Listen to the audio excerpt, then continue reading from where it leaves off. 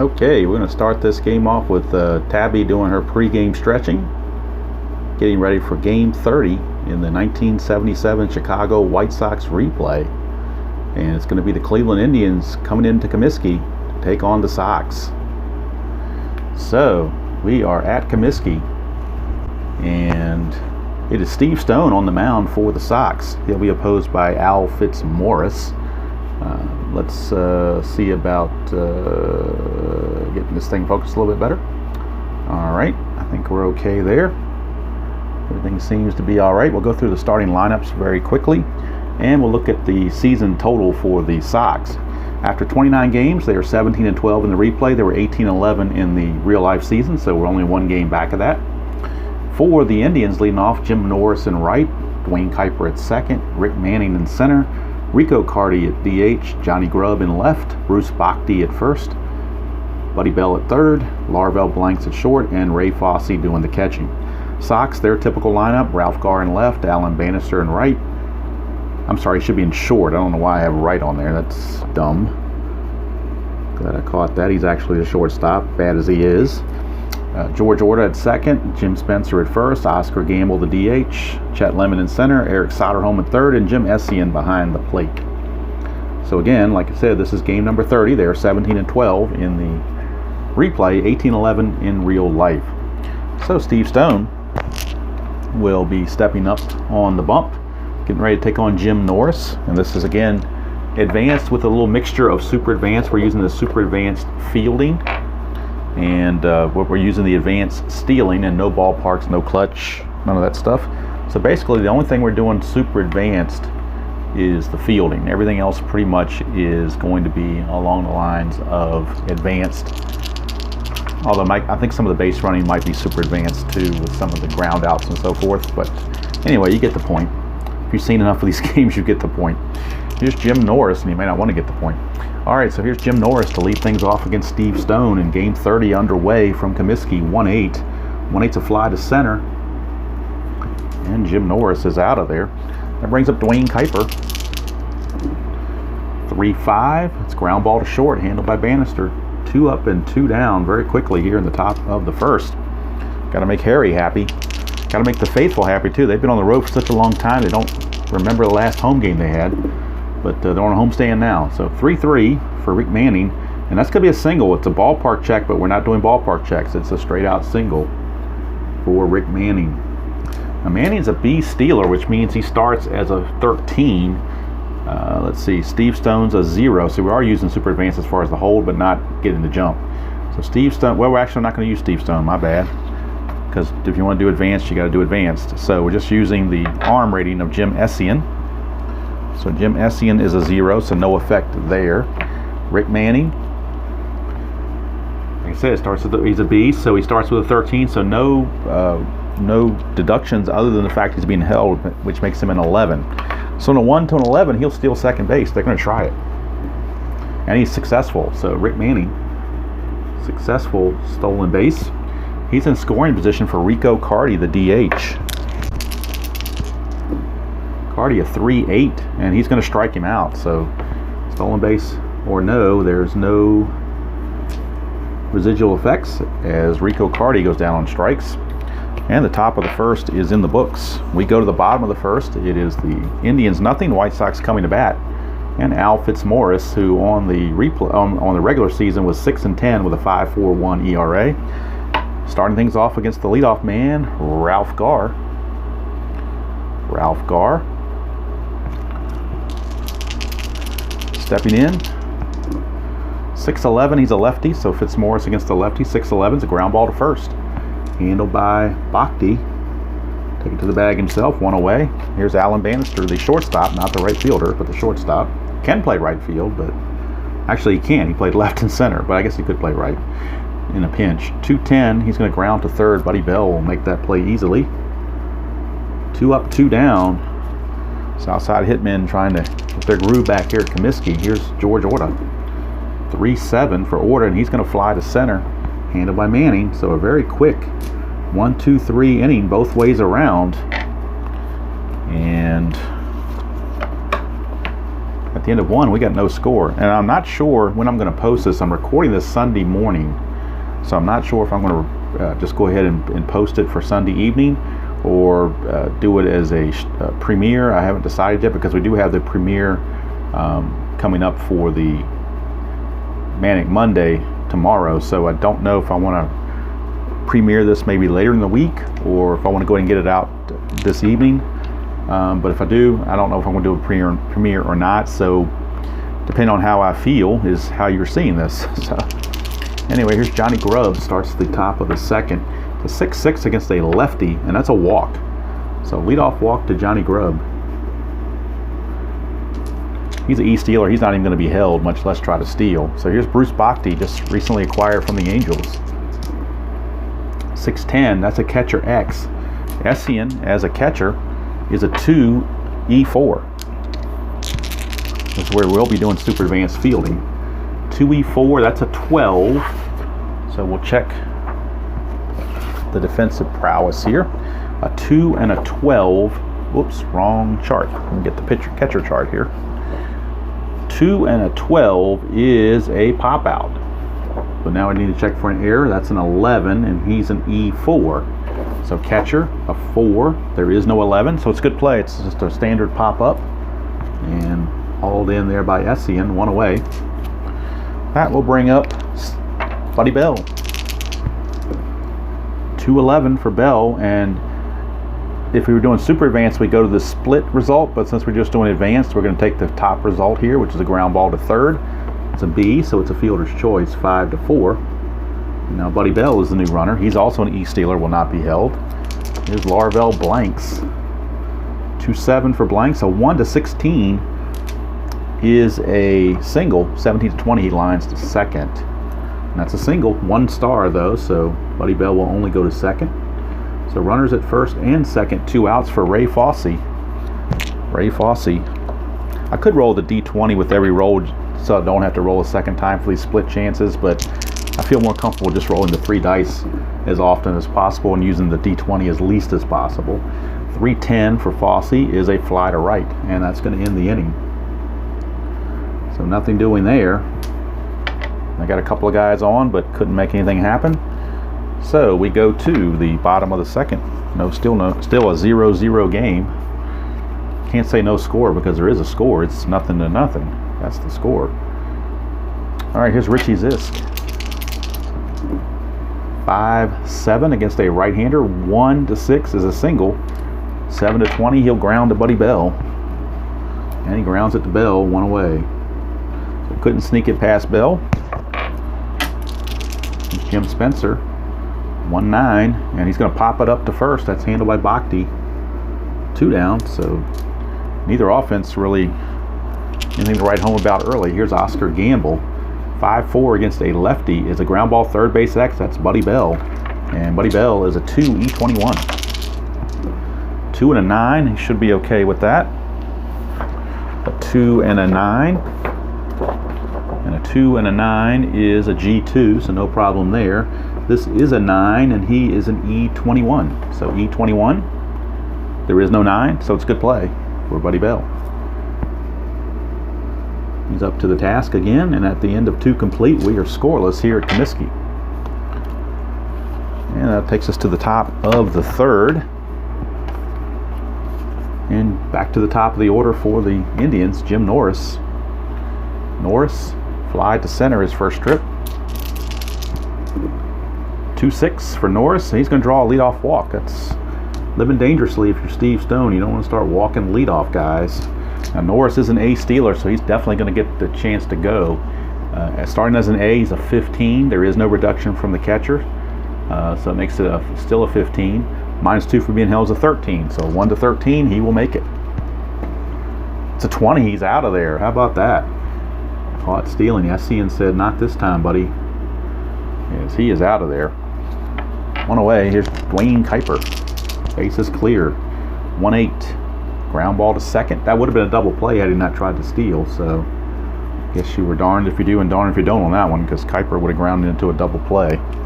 Here's Rick Manning. He singled and stole the base his first trip. 2-2. He's going to walk again. Now the question is, will he try to steal? I think they're going to temper that. They've already tried 2 steals in 3 innings, so they're going to go ahead and just let it ride. There's Rico Carty, 1-3. It's ground ball to shortstop A plus injury, but we're not doing injuries, so it's just a 6-4 fielder's choice. As Bannister goes a short way to order, and the Tribe is done here in the top of the 3rd. So we go to the bottom of the 3rd, still zip zip. And for the Sox, it'll be bottom portion of the order: Chet Lemon, Eric Soderholm, and Jim Essien. So 2-6. I'm sorry, 2-5. 2-5 is a single. Big difference between 2-6 and 2-5. 2-5 is a single for Chet Lemon. He's a C stealer. He'll be held, but he's not going to try to run. Here's Soderholm. 1-5. Fly ball to left. Handled out there by Grubb. 1 away. Jim Essien, the red hot Jim Essien. He's been hot all year, basically. 6-7. And that's going to continue. It's another base hit. So this one to right field. So possibly going to 3rd would be Lemon. Let's see. Lemon was being held. He's a 14. He's being held. Makes him a 13. The right fielder arm is Norris. He's a +1, so that gets him that point back to a 14. There are 2 outs. That makes it a 16. So 1-16. He's going to try it. And he's in there at 3rd base. So runners at the corners. I know it's super advanced. You would check the guy, the hitter could go to 2nd or whatever, but we're just going to keep it simple at advanced and leave it at that. All right, here is Ralph Garr.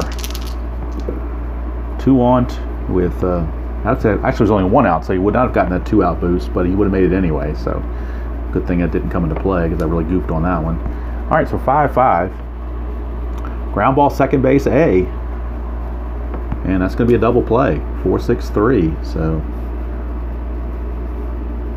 Ralph Garr grounds into the twin killing. 3 innings are in the books, and we have no, I almost said no score again, we have zeros on the board. So we go to the 4th. And for the Indians, it'll be Johnny Grubb. Grubb walked. The race on the fielder's choice, his first trip, 6-12. Ground ball, 2nd base X. That's going to be Orta. And anytime you got a fielding with the Sox, it could be an adventure.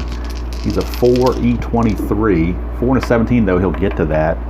Let's check the error. He's an E23 with a 13.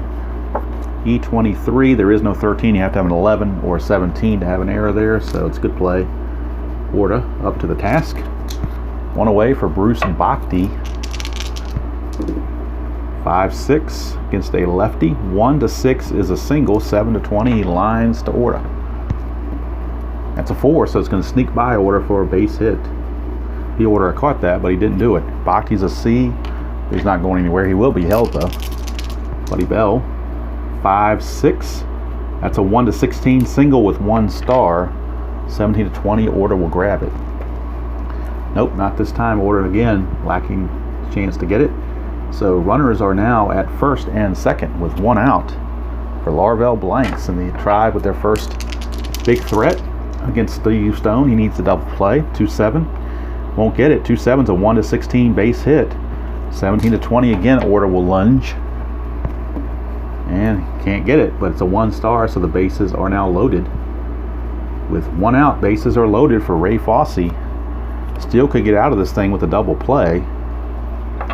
As Bob Lemon mingling in the dugout nervously, hoping for that double play. Fosse 3-6, and he gets it right on cue. 3-6 is a ground ball, shortstop A. The infield was not in. They were at double play depth. If they were in, it would have been a base hit with that plus, but since they're at regular depth, it is a 6-4-3 double play, just what the doctor ordered. And turnabout's fair play as the Indians turn 2 on the Sox in the bottom of the 3rd. Here in the top of the 4th, the Sox return the favor. So now we go to bottom of the 4th, and it's Alan Bannister. 1-9 for Bannister. He's going to ground to short. Larvell Blanks puts it away. 1 away. Here's George Orta, the much maligned defensive player. 1-10, but not maligned offensively. That's a solid triple on Orta. So 1 out triple. And he's got 2 chances to score now with Zisk and Spencer coming up. 3-3. Fly ball center field B question mark. So a chance for that sacrifice fly right here. So let's look at the center fielder in this case. That's Rick Manning. He's a -1. Orta is a 17 though, so that only makes it a 16. And then with that B question mark, I'll go ahead and show the rule book just for those who are not necessarily familiar with that B question mark ruling. We will show the rule book so you can see it, and also to make sure I'm doing this correctly by the rules. So let's get to the B question mark. And it says here, this is 14.2. If the ball is caught, it's not third out, a run on third base does not automatically score. To attempt to score, add the base runner's run rating, the outfielder's arm +2. So again, we had Orta, who was a 17. Rick Manning's a -1, makes him a 16. So we got a 16, you add 2 to it, makes it an 18. So you roll the 20-side die. So basically anything other than 19 or 20, and he will make it. It's 13, so he's in there. Sacrifice fly by Richie Zisk. And the Sox are on the board. It's 1-0. So Zisk picks up the RBI. Now the 2-out space is cleared for Jim Spencer. 5-6 against the lefty is a solid single, so you could say he would have scored anyway, but you don't know for sure because situations are different. But that's a solid single for Spencer. And Spencer's an E stealer. He's not going anywhere and he's not being held. Gamble 6-8. Ground ball second base X, that's Kuiper. He's pretty good. 2E13 for Kuiper. 2-11, he'll get to that. E13 and 11. That's the only thing you're worried about now is, will there be an error on a number 11 for an E13? There is not. You have to have a 14, 3, or an 18 to get that. So it's good play. And the ball game, or not the ball game, the inning is over with 1 run in for the Sox. I didn't check if that was a fielder's choice or a straight throw to second, but I guess with 3 outs it really doesn't matter. And if Kuiper doesn't care, I don't care. Okay, we go to the top of the 5th, 1-0 Sox. And Jim Norris, top of the order, as the Tribe tries to come back against Stoney. 4-8. 4-8 struck him out. So maybe the run scoring there is giving Stoney a little bit of a boost. Gets the K. Here's Kuiper. 4-9. Maybe not. 4-9. And 1-12 is a homer, but Kuiper famously is weak power. So that 1-12 is only a single. 13-20 though is a triple. So we're looking for a 1-12 if you're the Sox. And that's what you get. So against a power hitter, that would have been a home run, but against Kuiper, it's merely a single. So Kuiper is on. He's a C stealer. He's not going anywhere, but he will be held. And Rick Manning, could they get another double play? Probably not. 5-5 is a ground ball shortstop X. That is Bannister. It's a 4E48.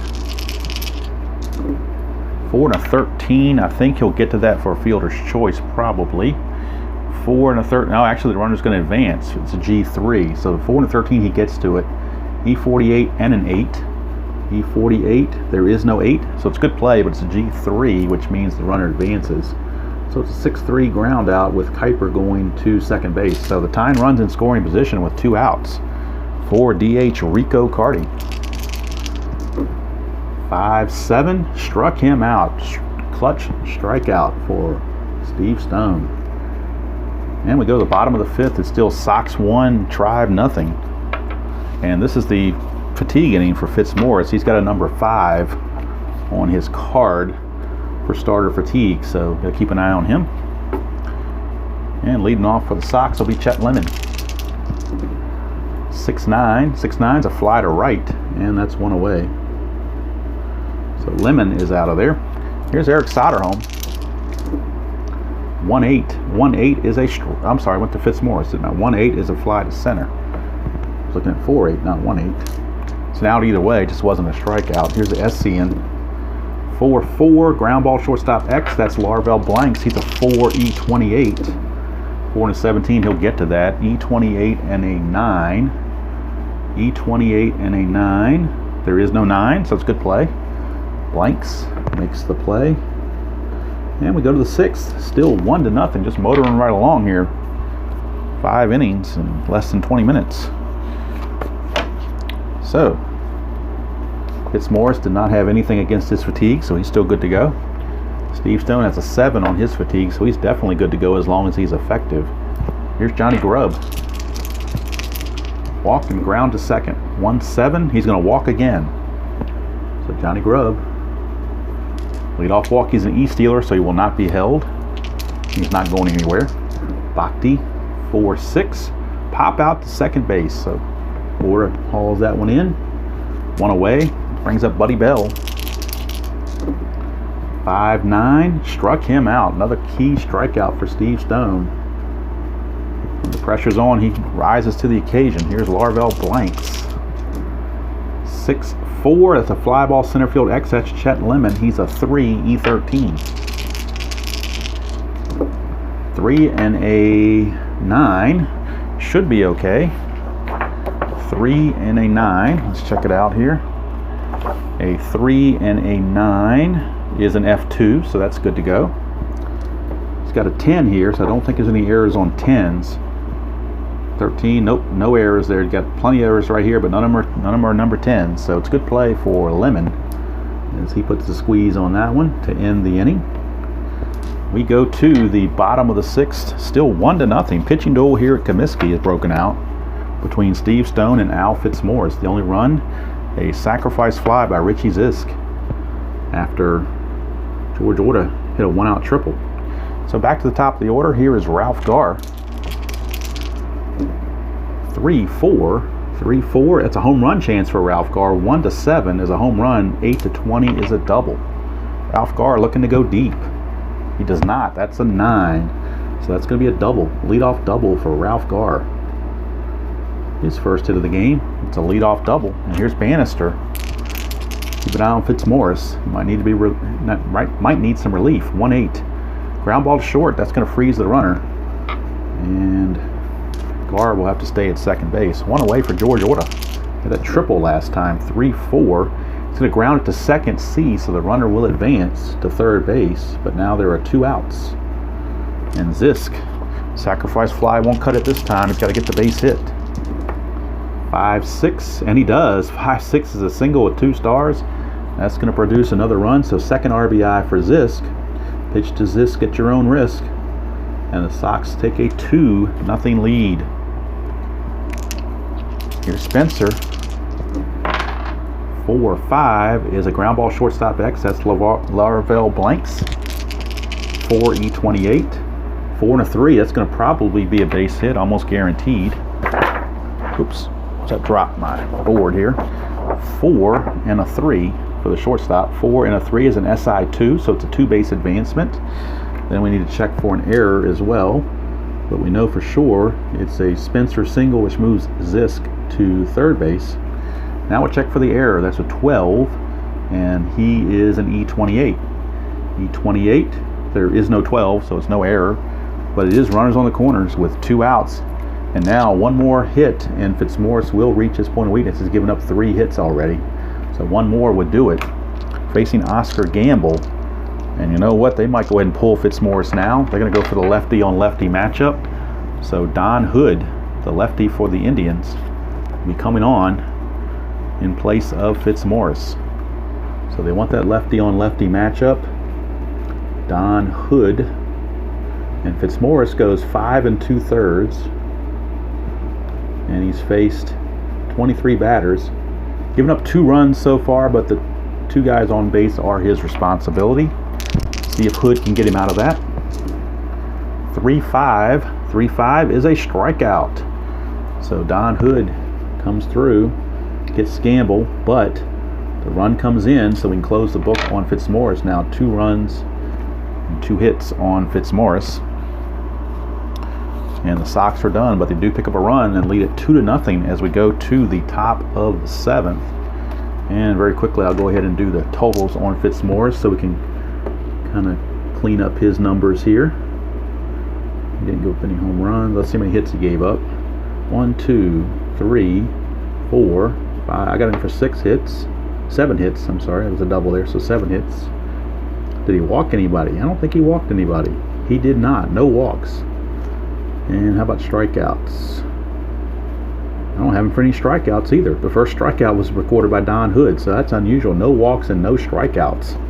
Very unusual there. Very, very unusual. All right, so Ray Fosse will lead things off for the Indians, trailing now 2-0. They trail it 2-0. Fosse, 6'9", that's a fly to right. Oops, up here. Fly to right, handled by Zisk. And there's one away. That will send up Jim Norris. 6'11", lefty, is a strikeout. So Stone puts the K on Norris. Second time for him to have a K.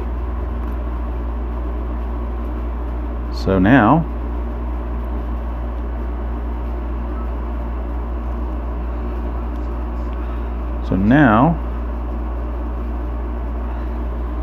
we have, with 2 outs and the bases empty, Dwayne Kuiper.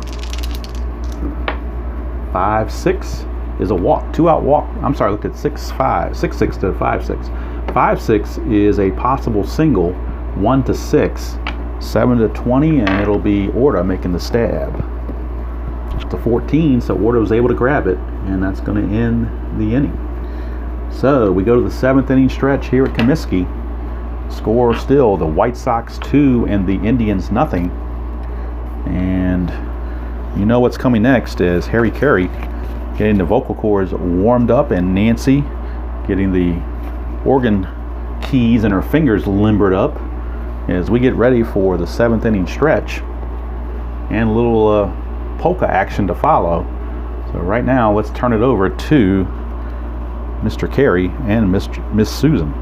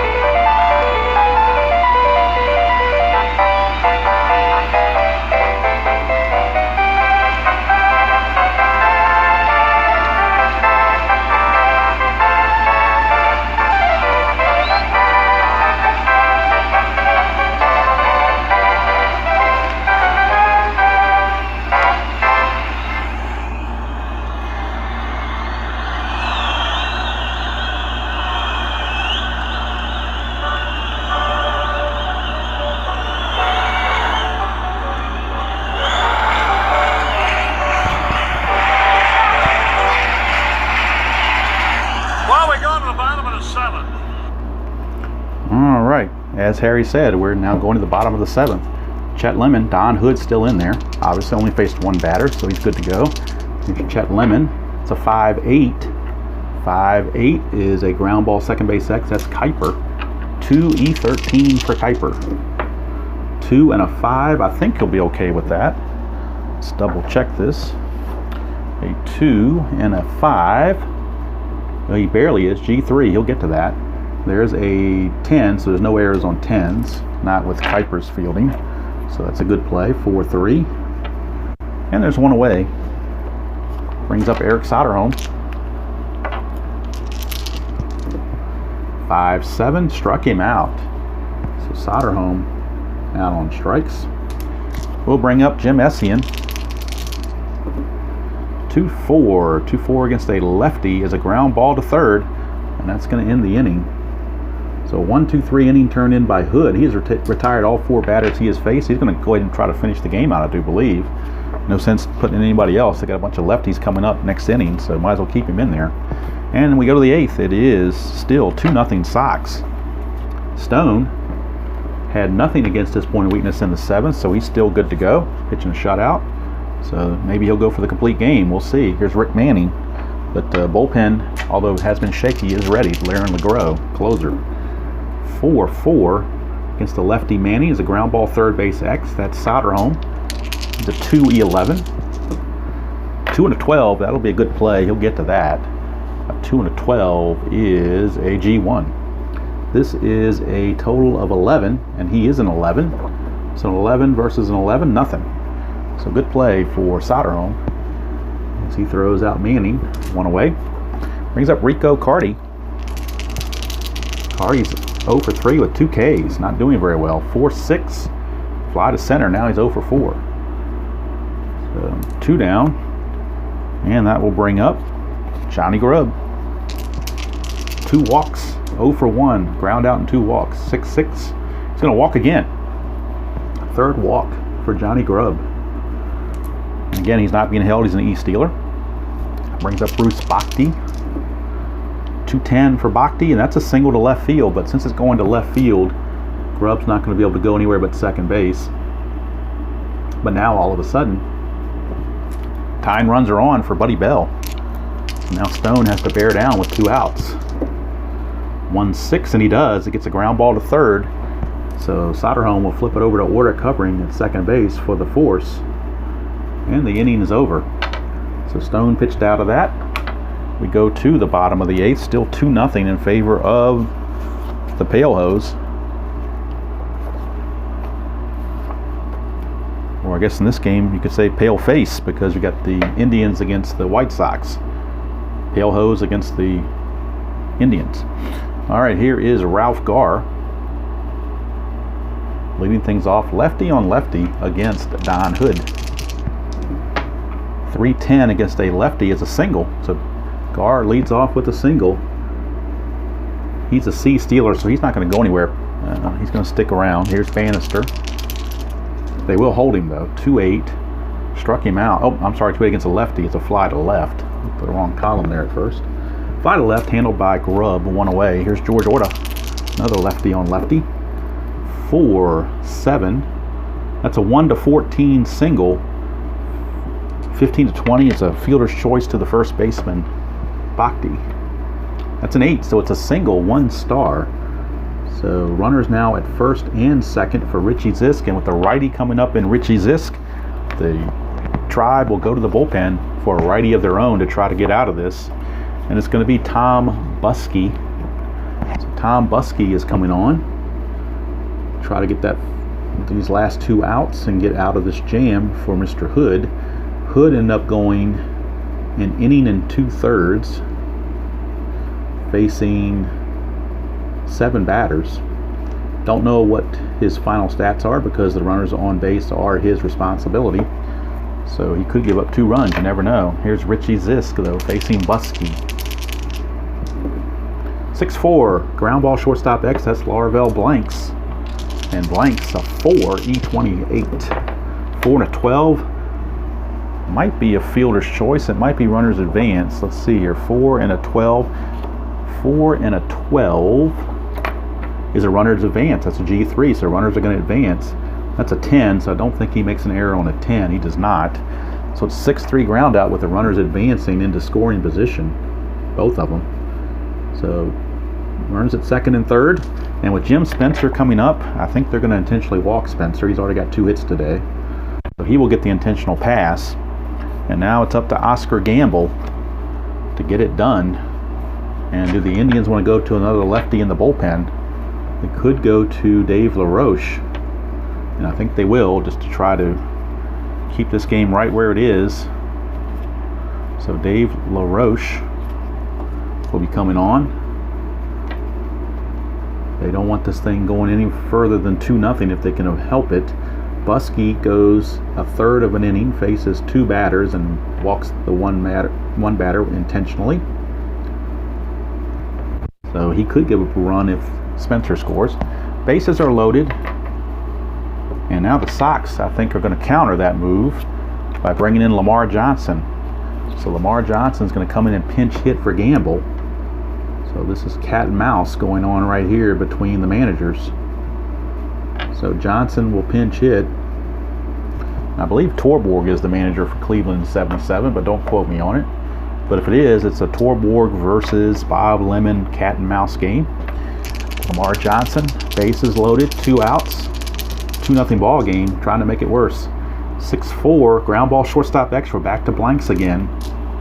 The blanks, a 4 E28. 4 and a 16, he'll get to that.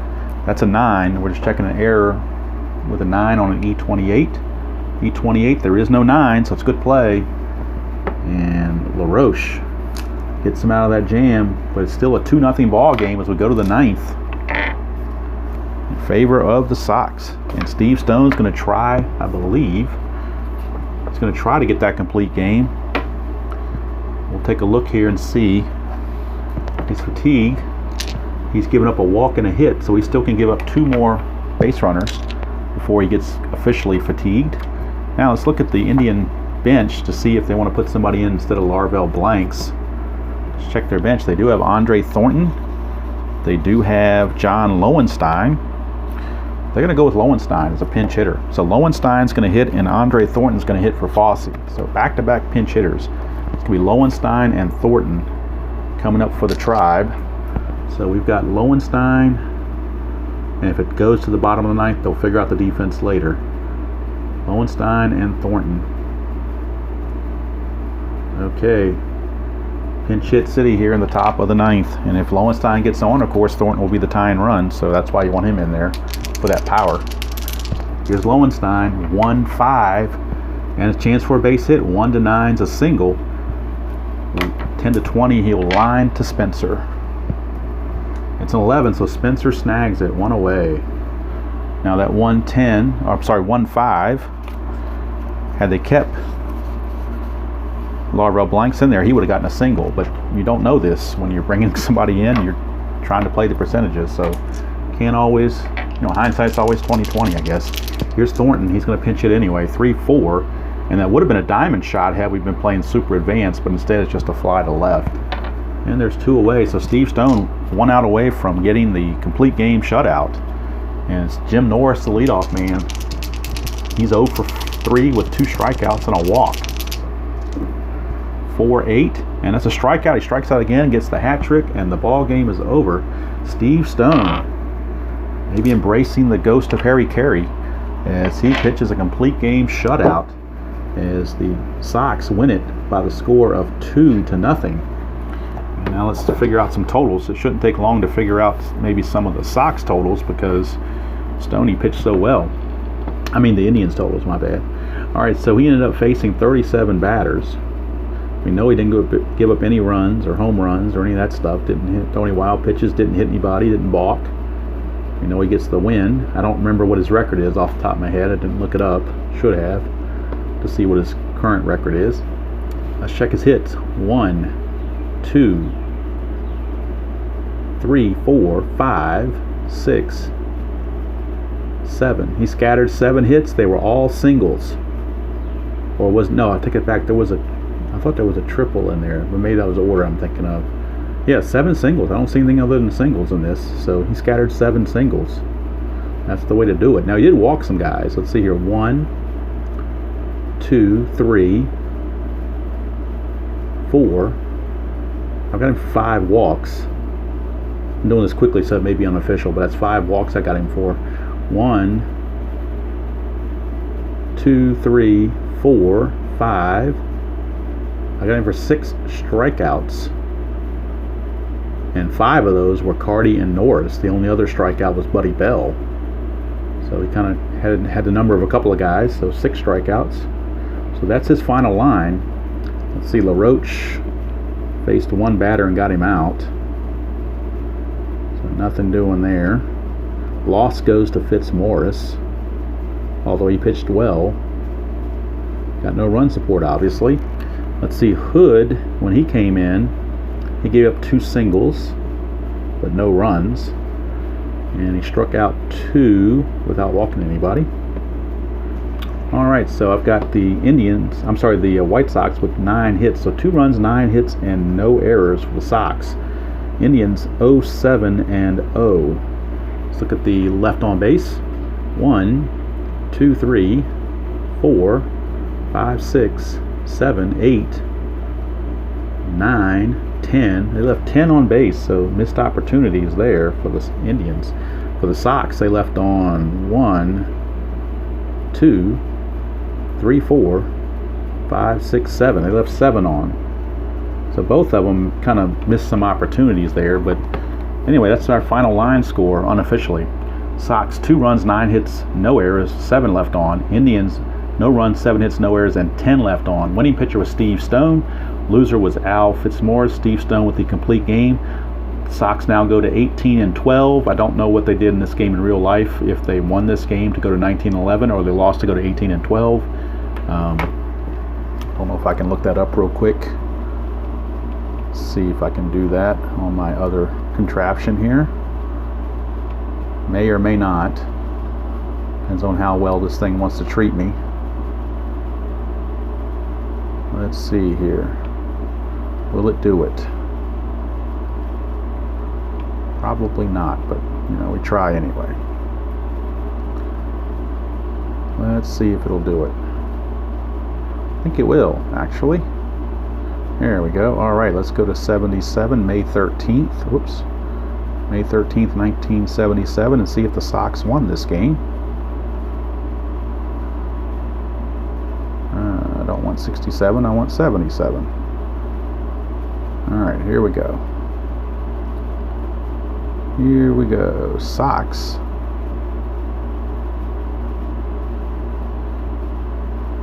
May 13th.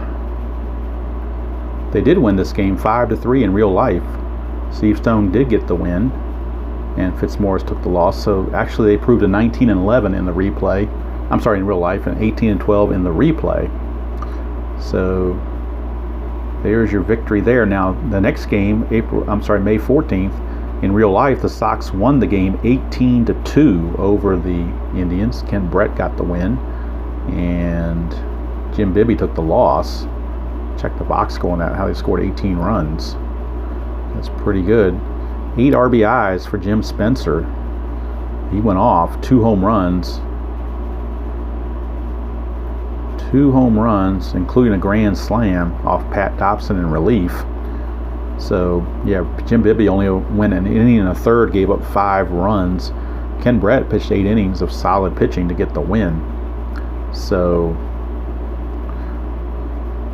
Sox are liking the home cooking. Now, after this series at home here, the 3-game set with Cleveland, the Sox will then host the Kansas City Royals for 2 before hosting Detroit for 3 and then going back on the road to Milwaukee and New York. So they've got Cleveland with 2 more, Kansas City with 2, and Detroit with 3. So chance, especially when the Kansas City series comes along, those 2 games, chance for them to maybe make up some ground here. So that's going to do it from here. Game 30 is in the books. It is the Sox defeating the Indians 2-0. Since this is the first game of the series, it gets the video. I will play the other 2 games offline and come back for game number 33 against the Kansas City Royals. That'll be the next video. I don't know when that'll post or whatever, but that's when it's going to be. So that's going to do it from here. Hope you enjoyed that presentation from Comiskey Park. And until next time, we will see you all down the road.